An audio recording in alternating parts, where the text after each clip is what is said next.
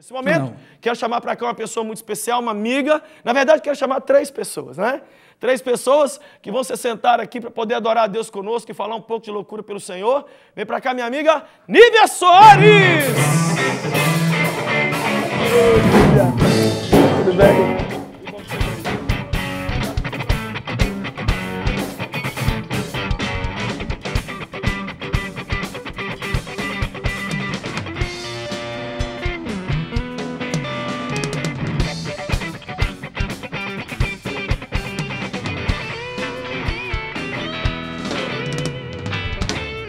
Nívia, que prazer te receber, tudo bem? Tudo bem, graças a Deus. Agora são 3, não é isso? Somos 3 meninas. Eu e mais 2 aqui dentro. Brincaram comigo que o Gustavo agora tá mexendo com o islamismo, né? Porque 3 mulheres é uma coisa assim, não é verdade? Um harém dentro de casa. Eu falei com ele que ele tá a perigo na época de TPM, né? Quando virarem adolescentes, a coisa fica meio... Vai tropeçar em estojo de maquiagem, não vai? Vai tropeçar, força. eu posso falar, porque na minha casa uma menina é um valor e meio de criar um menino. Oh, sim. Mas o Gustavo que trabalhe, porque lá em casa só Jesus... Meu filho me pede uma bermuda e um chinelo. E a minha filha me pede creme, me pede estojo. Outro dia eu contei, ela tem 7 estojos de maquiagem. 7. Oh, Deus. Né? Eu falei, filha, não tem nem tanto rosto assim para você passar. Mas é uma alegria tão grande porque a gente está povoando o mundo com uma geração e a gente está aqui no objetivo de passar o bastão para a próxima geração. É verdade. A gente conversava aqui antes do programa começar sobre pais, líderes, pastores.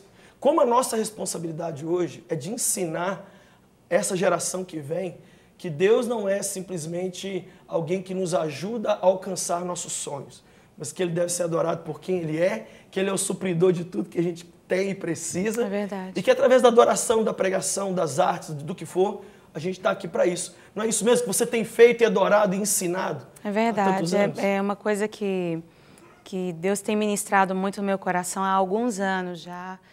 E isso está se concretizando agora com a gravidez e com essa expectativa da chegada das meninas. É exatamente o de se fazer discípulos de Jesus. Né? A gente vive uma realidade hoje no Brasil onde tem muita gente que faz discípulos de si mesmo, né? Do seu próprio jeito de ser, das suas próprias manias, das suas próprias doutrinas, mas Jesus nos chama para sermos discípulos dele e fazermos discípulos dele, que se pareçam com ele, que sigam a ele. E é um privilégio a gente poder fazer discípulos dentro de casa, né? Você ter filhos físicos, né? Filhos espirituais, gente que está pertinho, que você vai ajudar a formar o caráter. É uma responsabilidade tão grande. Eu tenho orado e pedido capacitação do Senhor nesse sentido e exatamente isso que você falou sobre nós financiarmos, né? Impulsionarmos uma nova geração para que essa geração venha impactar o mundo, não com um evangelho raso, mas com uma profundidade em Deus que muita gente não tem hoje em dia. O que você acha que está levando hoje tantas pessoas a viverem um cristianismo? Parece que aumentou o número de cristãos, mas a profundidade individual de cada um diminuiu. Eu não falo do mundo, eu estou falando de mim, eu estou incluindo todo mundo. Eu viajo muito, você viaja muito. E a gente tem visto assim, milhares se convertendo, mas ao mesmo tempo a gente está tão preocupado de ver que o que está acontecendo na vida deles é real. Que eles não simplesmente decoraram meia dúzia de versículos e não aprenderam meia dúzia de palavras que os crentes falam, mas que Cristo é real na vida deles. Quando você está ministrando ali, Nívia, cantando, pregando, seja da forma que for, qual que é a sua preocupação principal para poder levar, principalmente a juventude, a uma profundidade no Senhor? Eu creio que o nosso objetivo como ministros, né, o meu objetivo é levar as pessoas a Jesus, a terem uma experiência com Ele, a terem com Ele não apenas um momento, o momento da adoração, o momento do culto, mas a saírem com uma fome e uma sede no coração que elas ainda não tiveram. Né? É uma responsabilidade grande isso, a gente não se mostrar, mas a gente mostrar Jesus e levar as pessoas a Jesus.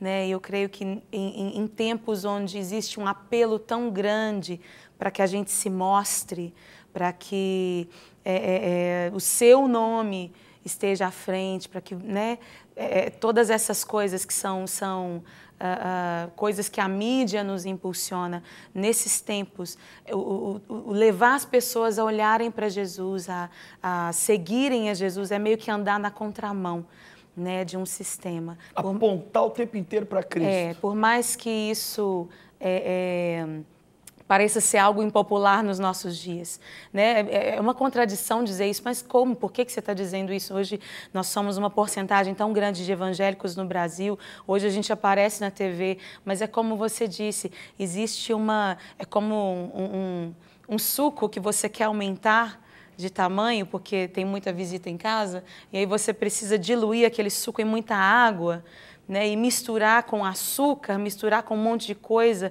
para ver se aquilo dá para todo mundo. E sendo que existe uma fonte constante de águas vivas que é Jesus. Eu creio que o evangelho no Brasil hoje ele tem sido diluído por falta de profundidade em Jesus. Isso a gente fala em relação muitas vezes a lideranças, né? Tem lideranças no Brasil hoje que estão tão apegadas a números, né? Elas consideram tanto os números como um alvo, né? E se esquecem do alvo principal que é Jesus.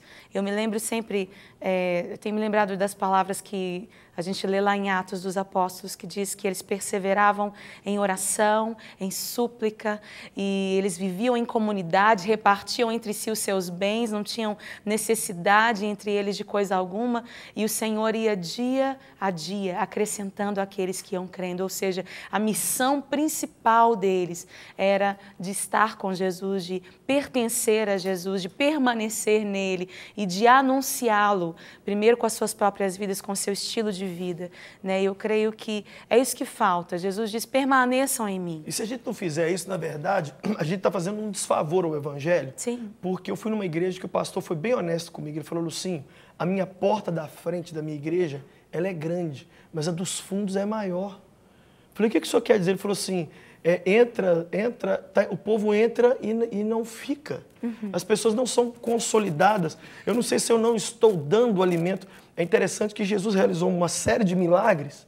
E depois que ele fez vários milagres com a multidão, ele olhou para os discípulos e falou assim, eu não posso encerrar o culto ainda. Aí os discípulos disseram, por quê?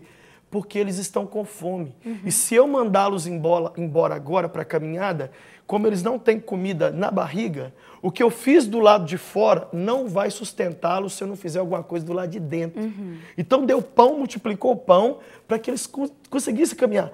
E ele foi muito sincero comigo de dizer isso, e eu me cobro, me questiono, acho que você também, como a adoradora que é há tantos anos, inclusive nós estamos aqui com um CD de 10 anos na mão, nós já vamos falar, exatamente porque a gente quer sair do lugar e saber assim, no que o Senhor fez aqui nessa noite, no que dependeu de mim, do meu sorriso, do meu abraço, das minhas palavras, eu mostrei Cristo e eu deixei uma profundidade em Deus. É essa a sua preocupação?